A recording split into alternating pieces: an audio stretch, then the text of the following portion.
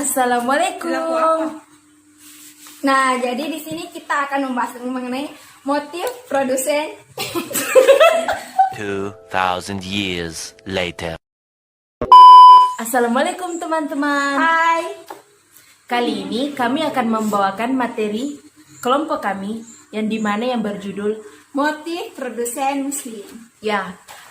Materi ini diberikan oleh dosen kami sekaligus Dekan Fakultas Ekonomi dan Bisnis Islam YAIN Bone, yakni Bapak Dr. Syaparudin SAG MIC.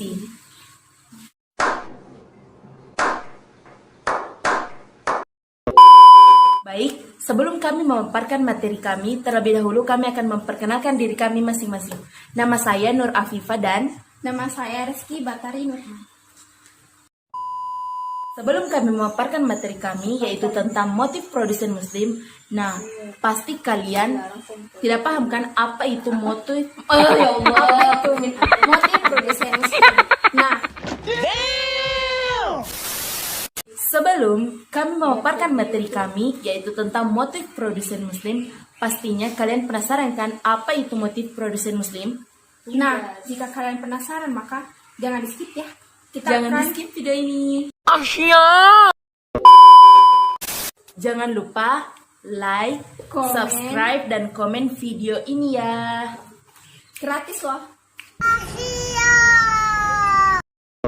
Selanjutnya kita akan memaparkan materi berikut ini.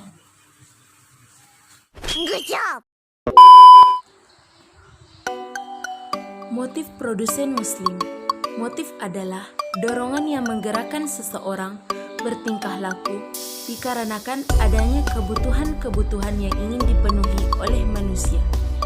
Motif juga dapat dikatakan sebagai daya penggerak dari dalam diri subjek untuk melakukan aktivitas tertentu demi mencapai suatu tujuan.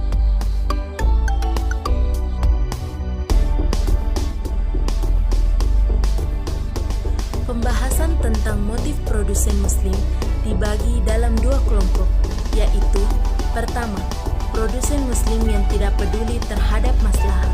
Produsen muslim yang tidak peduli terhadap maslahah, namun ia dianggap rasional secara material, maka ia hanya akan berusaha mencari hasil dan keuntungan material yang maksimal dengan biaya yang minimal dalam memproduksi sejumlah barang dan jasa. Motif produsen muslim yang tidak peduli terhadap maslahah tersebut dapat diketahui melalui fungsi produksi dan juga fungsi biaya.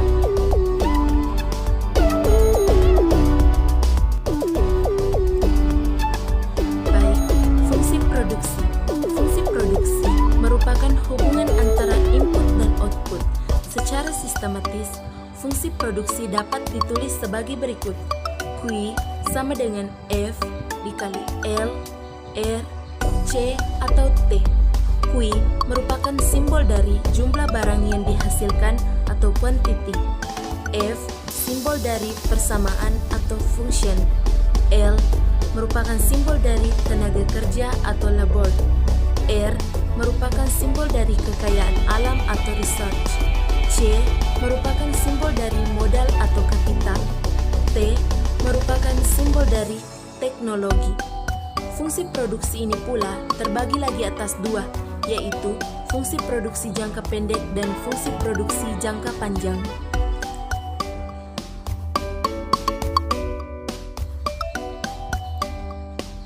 Fungsi biaya produksi.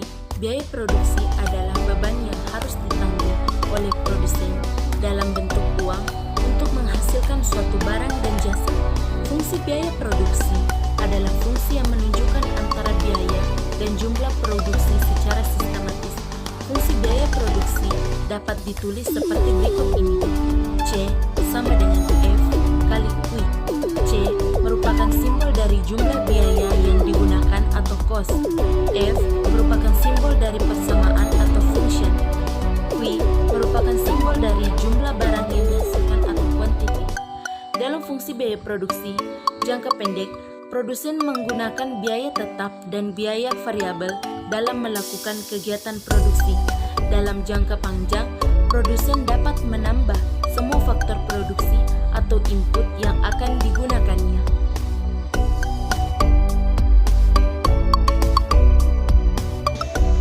produsen muslim yang peduli terhadap maslahah.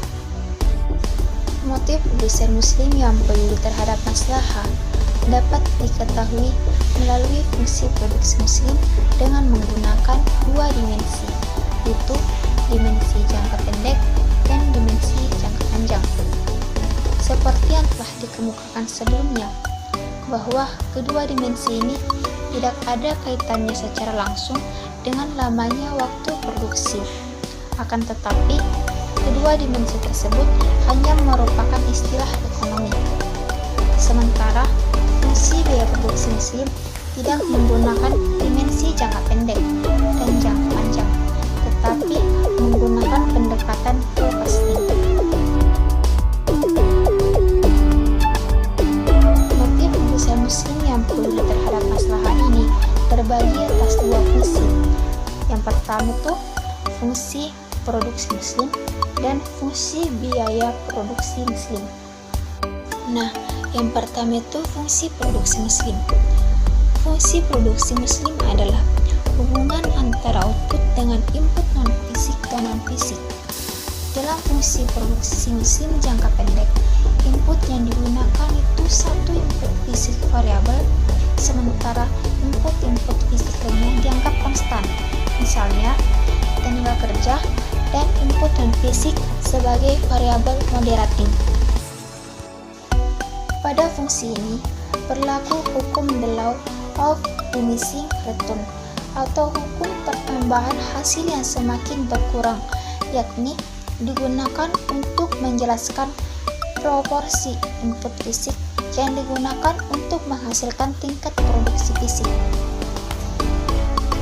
Ketika input fisik yang digunakan melebihi kapasitas produksi fisik dari input tersebut, maka pertambahan produksi akan semakin menurun.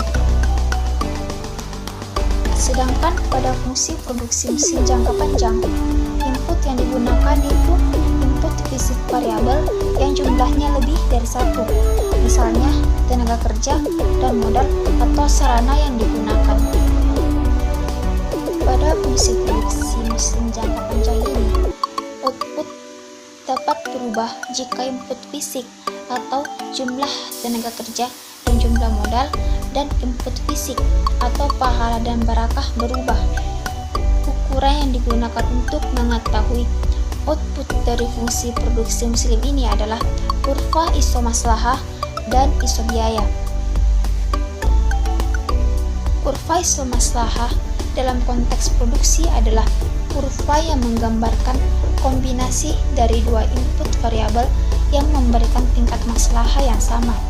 Sedangkan kurva iso biaya itu kurva yang menggambarkan biaya yang dikeluarkan oleh produsen muslim yang peduli terhadap maslahah dalam berproduksi. Fungsi biaya produksi muslim. Fungsi biaya produksi diturunkan dari fungsi produksi muslim dan disebut dengan fungsi biaya produksi muslim. Fungsi biaya ini menunjukkan hubungan antara biaya yang digunakan dengan kuantitas produksi fisik dengan non-fisik. Secara matematis, fungsi biaya produksi maslahah ini dapat ditulis sebagai berikut, yang dimana C atau jumlah biaya yang digunakan sama dengan F atau simbol persamaan dalam kurung W produksi fisik, NF atau produksi non-fisik.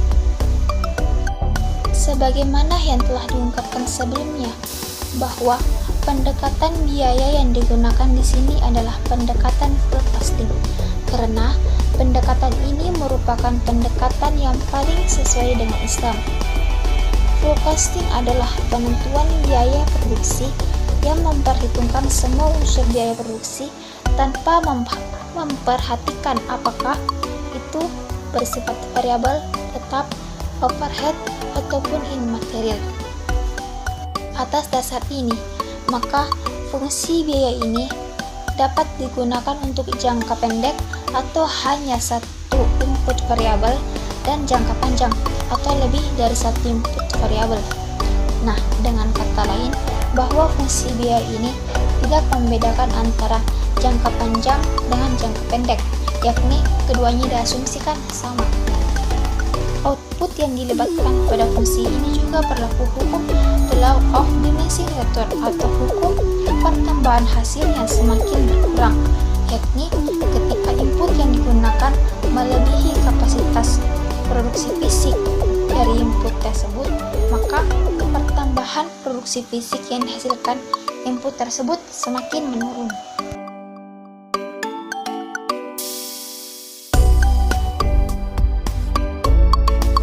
Itulah pemaparan materi dari kelompok kami. Lebih dan kurangnya mohon dimaafkan.